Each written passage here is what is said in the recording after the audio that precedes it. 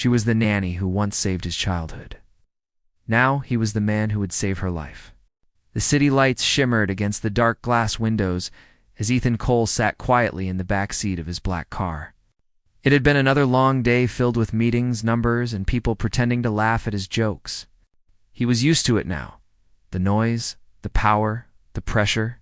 At 38, he was one of the richest men in the country, owner of a massive tech company that changed how people lived and worked. Yet, despite all his success, there was always an emptiness he couldn't explain. Tonight, as the car rolled through the quiet streets, that emptiness felt heavier than ever. "Where to, sir?"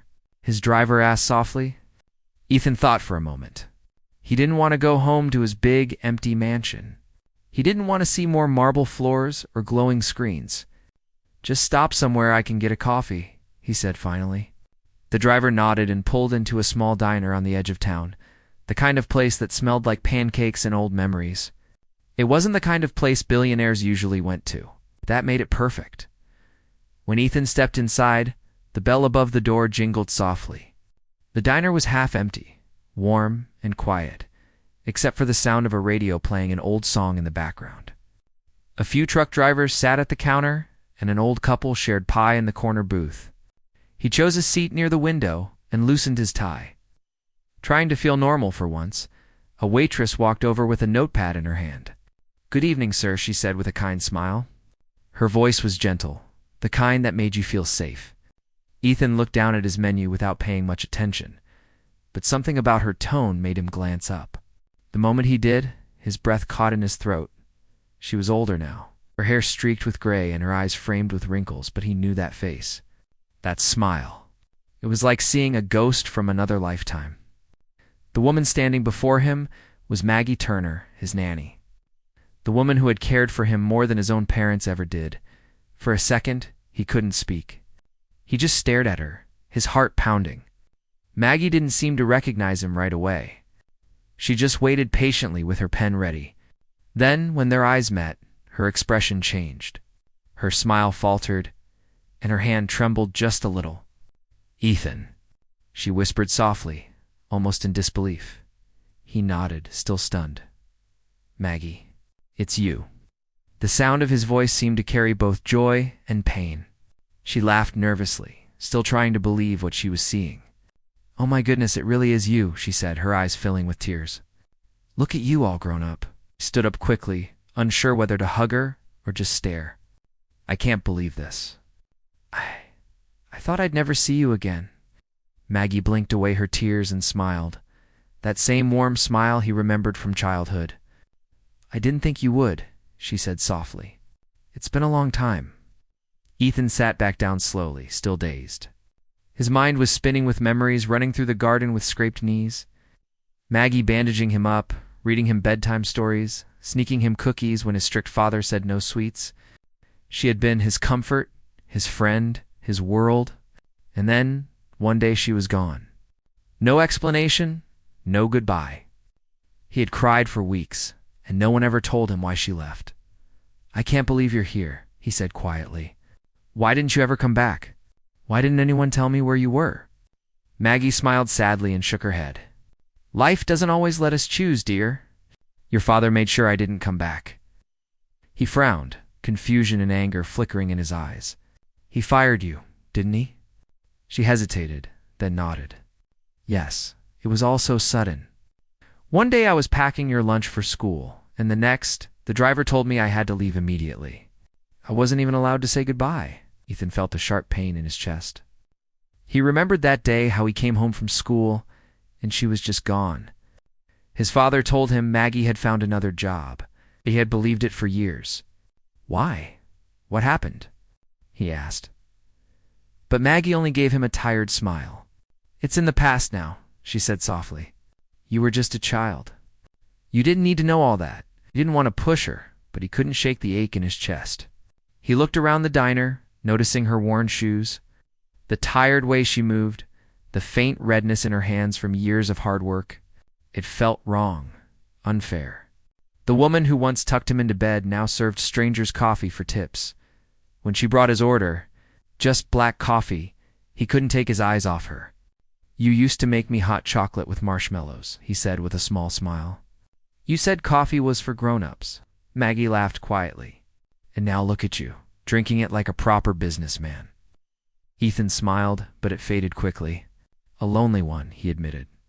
Sometimes I wish I could go back to those days. Everything felt safe then, because of you. Maggie looked touched. You were a good boy, she said softly. You just needed love. I'm glad to see you've done well for yourself. He didn't tell her that all his success felt empty, that every time he achieved something, he felt nothing. Instead, he asked, How long have you been working here? About 8 years, she said. Before that, I worked at a grocery store for a while. This place is quieter, and the people are kind. He swallowed hard. You deserve more than this. Maggie shook her head gently. I have enough. A roof over my head, food on the table, and peace of mind. That's more than many people get. Her calm acceptance made Ethan's heart twist. He wanted to say he'd buy her a house, give her money, anything, but he didn't want to embarrass her. He could see she was proud, even in her simple uniform. They talked a little longer, about small things, her garden, his company, the city. But the whole time Ethan couldn't stop thinking about how his father had treated her. When she walked away to serve another table, he watched her carefully, noticing the limp in her step. It broke something inside him as he finished his coffee. Maggie came back with the bill, though she looked like she wanted to say more. It was really good seeing you, Ethan, she said softly. You were always special to me. I'm proud of you. He stood and smiled sadly. I'm proud of you too, Maggie, but this isn't the last time we'll see each other. She laughed gently. You're a busy man now. Don't make promises you can't keep. He met her eyes, serious. I keep my promises. When he left the diner, the cool night air hit him, but he didn't feel it. He sat in his car and stared at the neon sign glowing in the window. Open 24 hours. Inside. He could still see Maggie wiping down a table, moving slowly. Her face lit by the soft yellow lights. Memories kept flashing in his mind, the way she'd sing to him when he was scared. How she defended him from his father's shouting. How she always told him to grow up kind. He realized she had been the only person who ever truly cared for him without expecting anything in return. And now she was working long hours in a diner while he lived surrounded by luxury as his car pulled away. Ethan made a silent promise to himself. He would find out what really happened all those years ago. He would make it right no matter what it took. Because for the first time in a long while, he knew that money wasn't the thing he needed to fix. It was his past, and the woman who once made him believe the world could be good. Ethan couldn't get Maggie out of his mind. The night after he saw her at the diner, he lay awake in his huge, empty bedroom, staring at the ceiling. The house was silent, filled with expensive art and furniture, but it all felt hollow. His mind kept replaying her smile, her voice, and the sadness in her eyes. He couldn't believe she was still working so hard after all these years, while he lived in luxury. It didn't seem fair. The next evening, without telling anyone, he returned to the diner. The same bell jingled as he walked in. Maggie looked surprised when she saw him, but smiled anyway. Back again, Mr. Cole? She teased gently. Ethan chuckled. It's Ethan, he said. You used to call me that when I was 6. She laughed softly and led him to the same booth by the window. This time, he didn't pretend. He just wanted coffee. He wanted to talk. He wanted to understand what had really happened to her, why she had disappeared from his life so suddenly. When she brought his drink, he looked at her carefully. Maggie, he said slowly, I've been thinking about you. About the past. She gave a small smile, trying to brush it off. That was a long time ago, dear. No need to dig up old memories. But Ethan shook his head. I need to know the truth. You were there for me when no one else was. Then one day you were gone. Nobody told me why. My father said you found another job, but I never believed it. Her hands trembled a little as she placed the coffee on the table. She sat down across from him for a moment, glancing around to make sure her manager wasn't watching. Your father didn't want me to tell you, she said quietly. He said it was better that way. Ethan frowned. Why? What did you do that was so terrible that he had to fire you overnight? She took a deep breath, her voice steady but soft. "He accused me of stealing something, your mother's bracelet. A gold one with emeralds. It went missing, and before I could even explain, they blamed me. Your father said I betrayed their trust. I was so shocked I couldn't speak. I didn't even get a chance to defend myself." Ethan's heart sank. "You didn't do it, did you?" She looked him straight in the eye. "No, Ethan, I would never steal. Especially not from a family that gave me a home. But your father was furious. He said if I didn't leave quietly, he would call the police. And I didn't want to make trouble. I didn't want you caught in the middle." Ethan felt anger rise inside him. "He lied to me," he muttered. "All those years I thought you left because you wanted to. I thought maybe you forgot about me." Maggie smiled sadly. "I could never forget you. You were like my own son. I prayed for you every night, hoping you'd grow up kind and good, no matter what your parents taught you." He looked down, ashamed. They weren't bad people, but they were. Cold. Everything was about money and appearances. "You were the only one who made that house feel like a home." She reached across the table and gently patted his hand. "You turned out all right. That's what matters." But it didn't feel all right to him. He couldn't understand how someone so good, so loving, could have been treated so cruelly. The thought of her being accused of theft and thrown out without mercy made his stomach twist. They talked for hours. She told him how, after being fired, she went from job to job, cleaning houses, taking care of children, then eventually working at the diner. She never married. She said she didn't have time for her own family because she was always busy taking care of other people's children. When the diner began to close, Ethan offered to drive her home, but she refused politely. "I take the bus," she said. "It's not far. Besides, you don't need to worry about me." "I do worry," he said firmly. "You were part of my family." Maggie shook her head with a faint smile. "No, Ethan, I worked for your family. There's a difference." Her words hit him hard. He realized that to her he had been a child she loved deeply, but to his parents, she was just an employee, someone they could replace. It made him angry all over again. That night, Ethan couldn't sleep again. He kept replaying her story in his head. The image of his father firing her for something she didn't do filled him with guilt and confusion. He thought about how easily his parents had destroyed a good woman's life just to protect their image. He went to his study, opened an old box of childhood things, and pulled out a photograph. A faded picture of him at 6 years old sitting on Maggie's lap. They were both laughing, and she had one arm around him like a mother would. He stared at that photo for a long time, his throat tight. He knew he couldn't just leave things the way they were. The next morning, he returned to the diner again. Maggie looked surprised but happy to see him. "You really must like the food here," she joked. He smiled. "No, I just like the company." This time, he came prepared. He asked about her life, her friends, her dreams. She told him she'd always loved taking care of people, that even though life had been hard, she found peace in small things, her flowers, her morning walks, her faith. Ethan listened carefully. Realizing how different she was from everyone in his world, his business partners talked about profits and power. Maggie talked about kindness and gratitude. She didn't blame anyone for what happened to her. She didn't even seem bitter. "Don't you hate my father for what he did?" he asked. She paused before answering. "Hate doesn't fix anything, Ethan. It only hurts the person who carries it. I forgave him a long time ago. People make mistakes when they care too much about the wrong things." Her calmness amazed him. He had spent years chasing success to prove something to his father. But here was Maggie, who had lost everything, and she was still at peace. When she went to serve another table, Ethan sat back and thought about how different their lives had turned out. He had all the money in the world but no real peace. She had almost nothing, yet she seemed content before leaving. He slipped an envelope under his coffee cup, not with money, but with a note that said, "I'm going to make this right. You deserve better."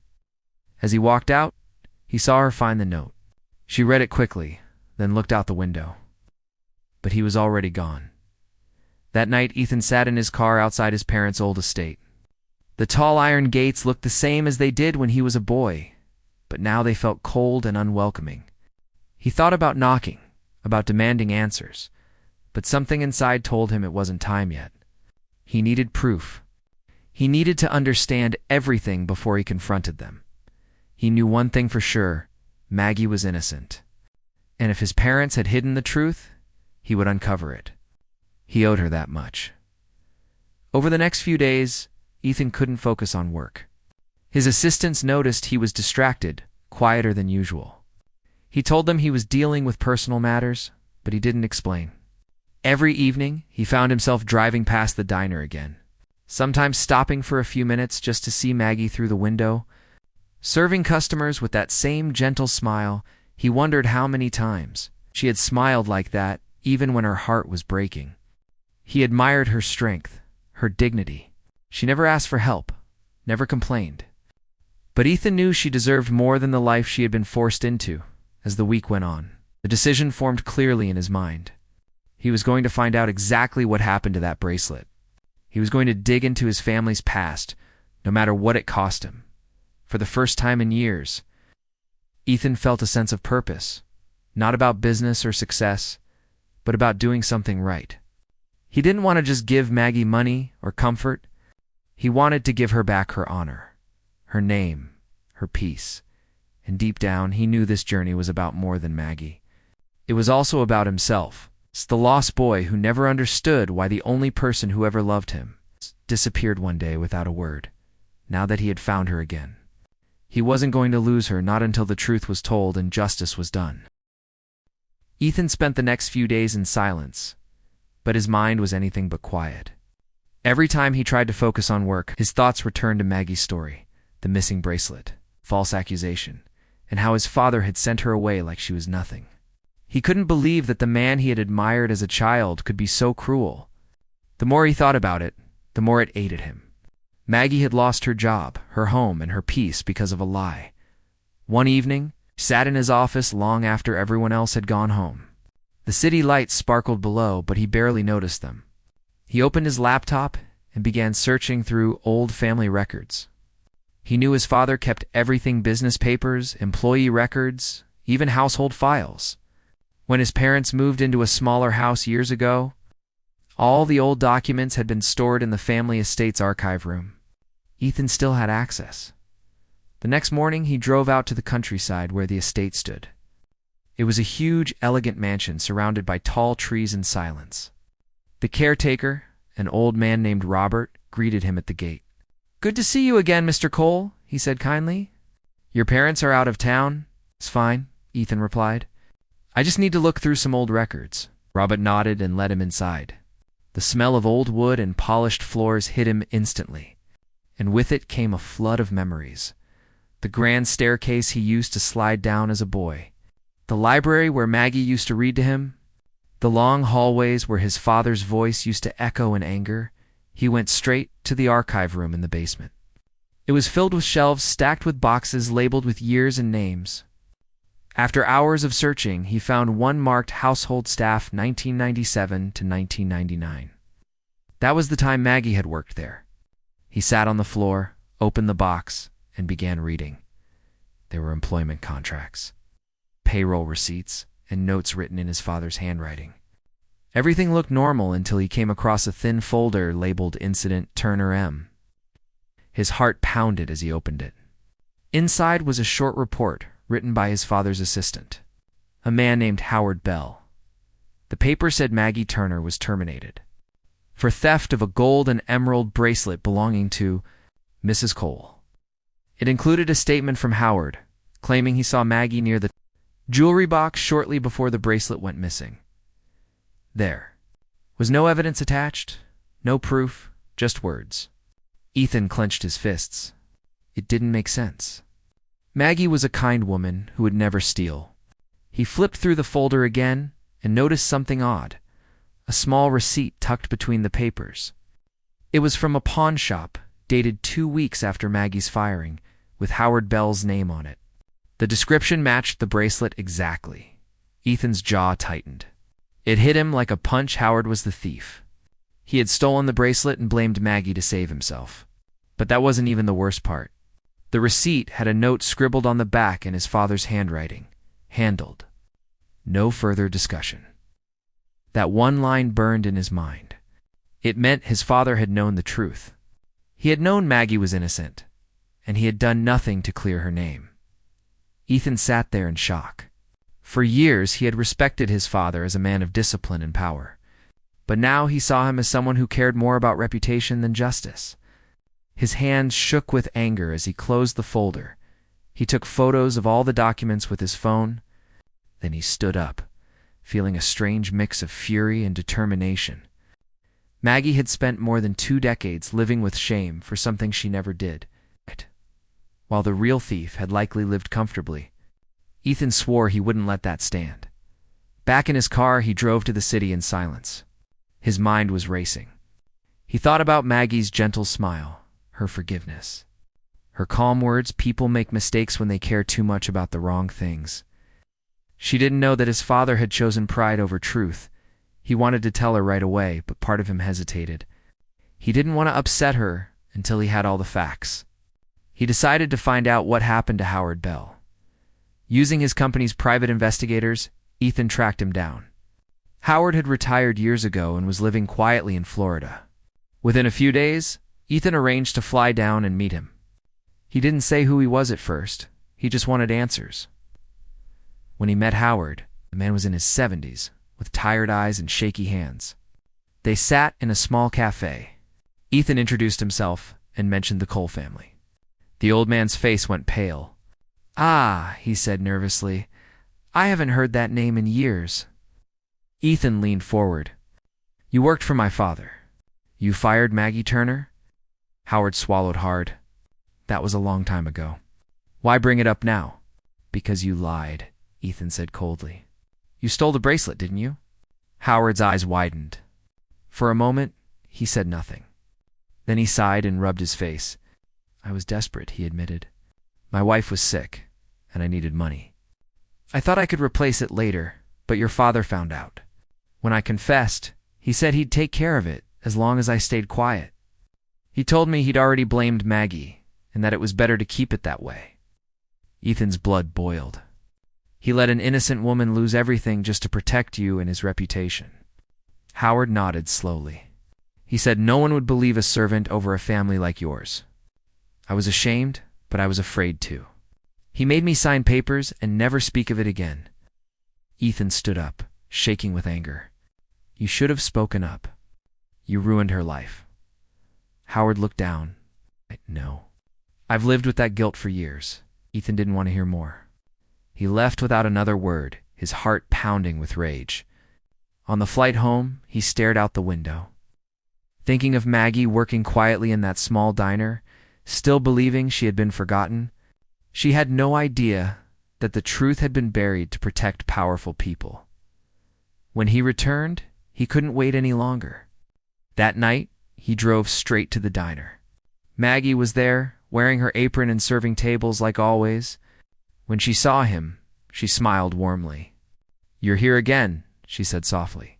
"You must really like the coffee." He didn't smile back this time. "We need to talk," he said quietly. Concern flashed in her eyes. She led him to a corner booth and sat down across from him. "What is it, Ethan?" He took a deep breath. "I found out what happened. You were framed, Maggie. It wasn't you who took the bracelet. It was my father's assistant, Howard Bell. I found the proof, the pawn shop receipt, everything. And my father knew. He knew you were innocent and did nothing." For a long moment, Maggie didn't speak.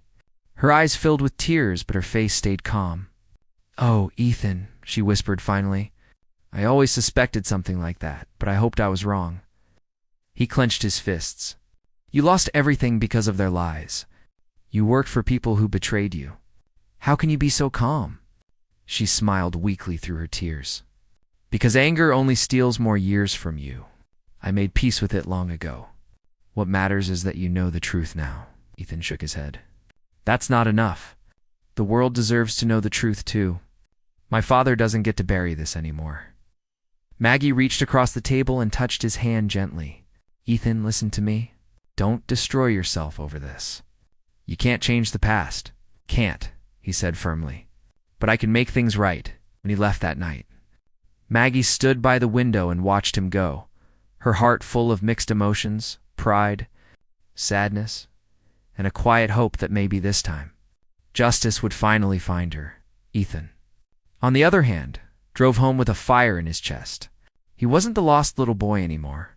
He had power, money, and influence, and he was going to use them to clear Maggie's name, no matter what it cost him.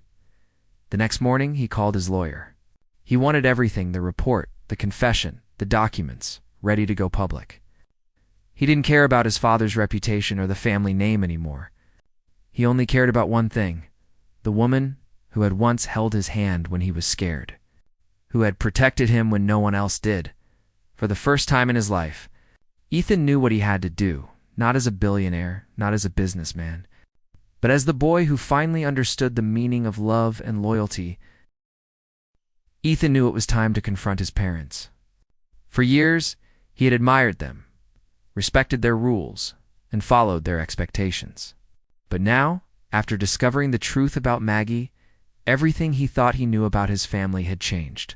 His father, once a figure of authority and strength, was someone who valued pride over justice. And his mother, though gentler, had stayed silent, letting an innocent woman suffer. He couldn't stay quiet anymore. He drove to the old family estate, the place that had once felt like home but now seemed cold and empty. The driveway was long, lined with trees, and the house loomed large, a symbol of wealth and control. He pressed the doorbell, and after a moment, his father's butler opened the door. "Mr. Cole?"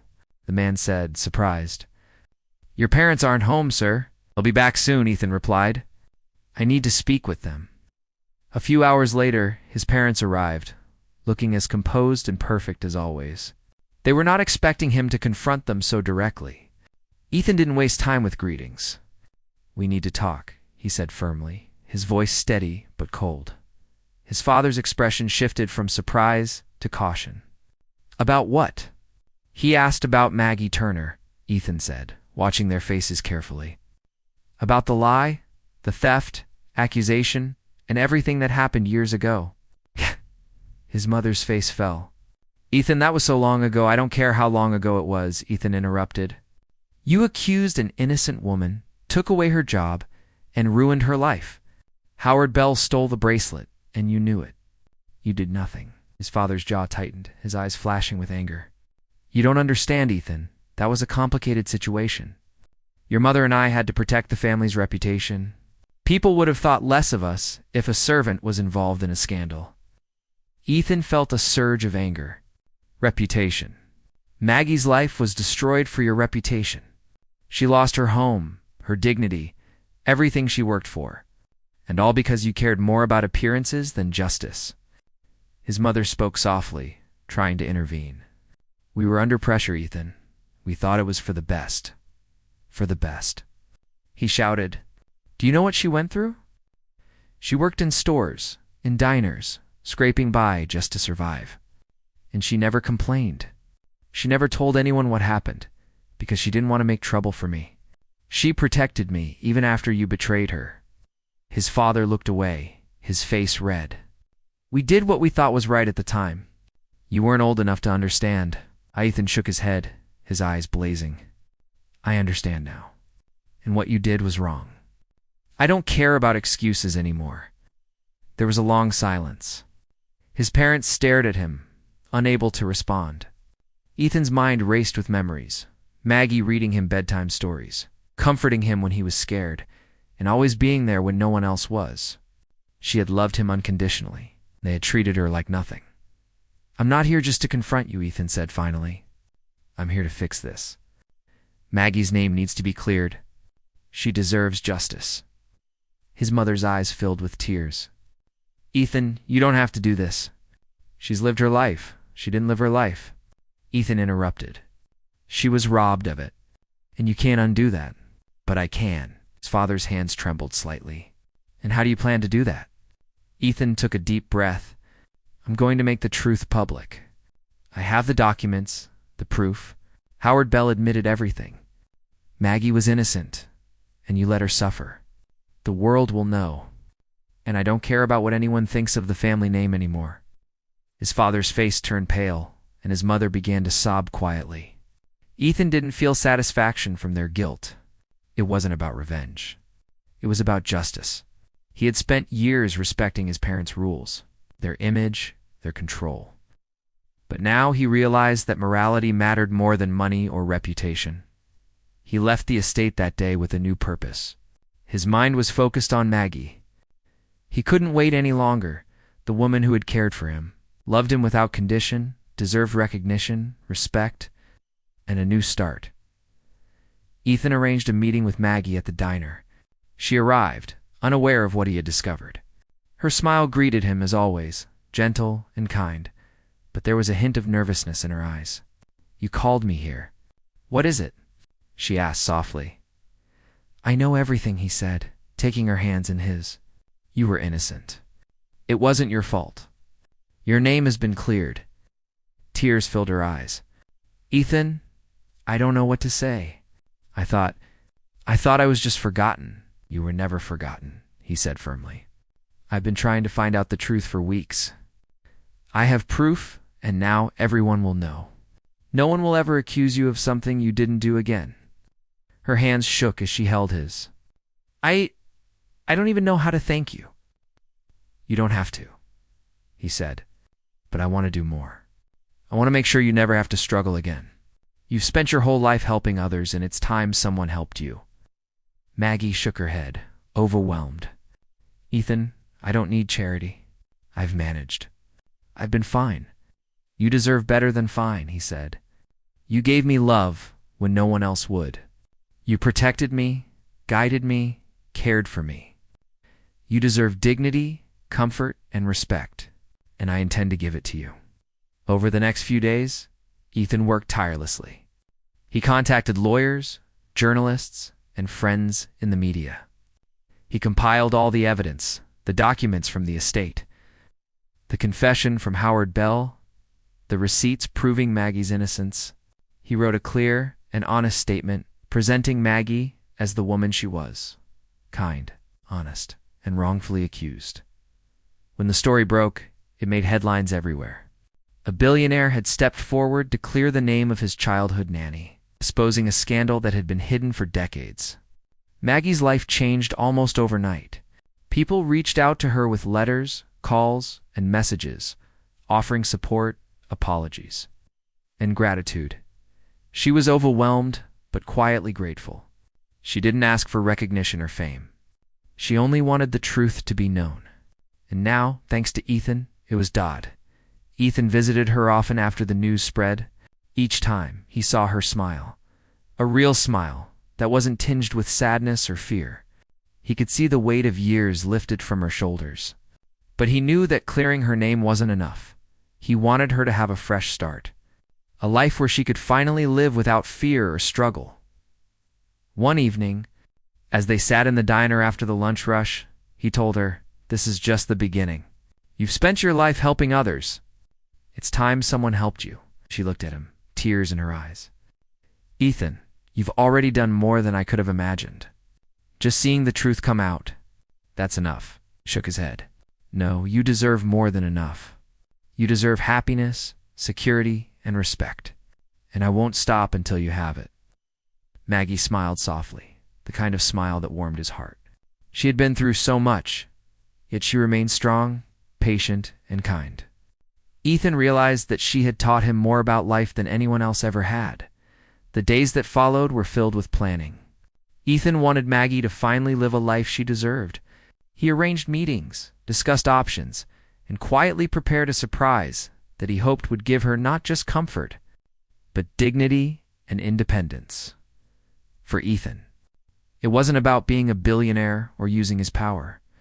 It was about love, gratitude, and making things right for the person who had shaped his childhood in ways no one else could. He had found justice, but more importantly, he had found a way to give back to someone who had given him everything. And as he left the diner that night, watching Maggie clean tables with her gentle, patient smile, he felt something he hadn't felt in years: hope. The past had been painful, but the future could finally be different for both of them. Ethan knew that clearing Maggie's name was only the first step. He had promised himself that he wouldn't stop until she had a life full of respect, security, and happiness. The next morning, he called Maggie and asked her to meet him at his office. She hesitated at first, unsure why a billionaire would want to spend time with her again. But curiosity and trust in him made her agree. When Maggie arrived, she was surprised by the grandeur of the place. Ethan's office was massive, filled with floor-tizzling windows that looked out over the city, but he wasn't showing off. He wanted her to feel welcome and comfortable. He led her to a small seating area, with soft chairs and a coffee table, the kind that made conversations feel private and warm. "Maggie," said, looking her in the eye, "I want to do something for you. Something more than just clearing your name. I want to give you a fresh start, a life you deserve." She shook her head, overwhelmed. "Ethan, I've lived my life. I don't need gifts or money. I'm happy with what I have." He smiled gently. "No, you've been living for others all your life. You've spent decades helping children, families, and people you didn't even know. Now, it's my turn to help you. And it's not charity. It's gratitude. You deserve this, Maggie." He reached under the table and handed her a small envelope. She opened it carefully and found documents outlining a new foundation, the Maggie Turner Trust. The foundation was designed to help caregivers, nannies, and household staff who had been wronged, mistreated, or falsely accused. It would provide financial support, education, and legal help. Maggie's name would be attached to it, ensuring her legacy of kindness and service would be remembered. Tears filled her eyes. "Ethan, I don't know what to say," she whispered.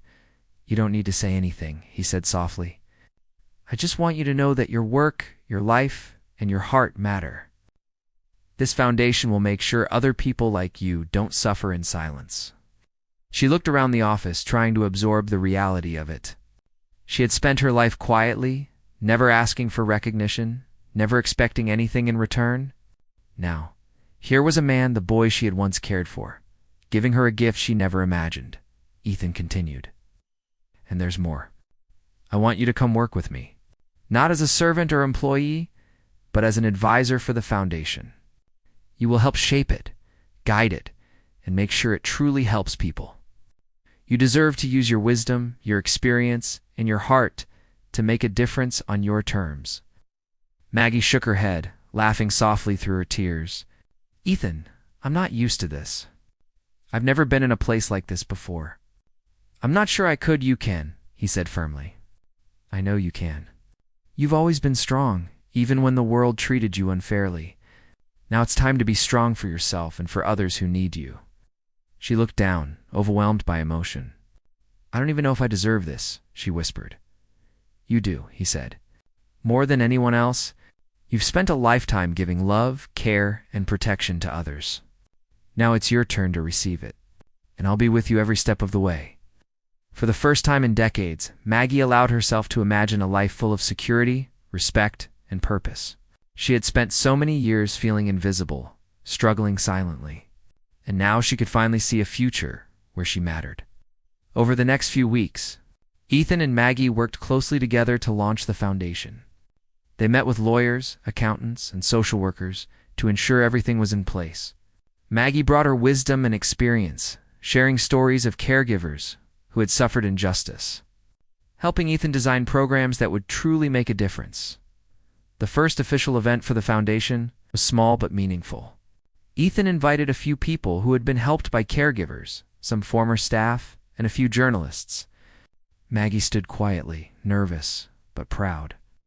As Ethan introduced her as the heart and soul of the foundation, "This is Maggie Turner," he said, his voice strong and clear.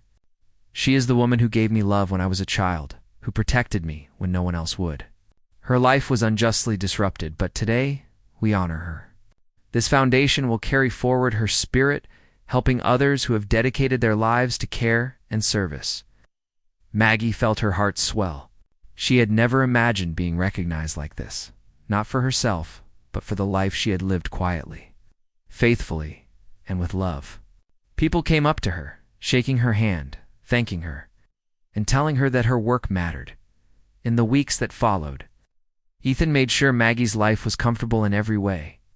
He bought her a small but beautiful house in a quiet neighborhood, furnished simply but elegantly. He made sure she had everything she needed, not as a gift of pity, but as a recognition of her dignity and worth. Maggie began spending her days working with the foundation, guiding programs, mentoring young caregivers, and sharing her knowledge. She found joy in helping others, just as she had all her life. But now she had the support, recognition, and freedom she had never known before.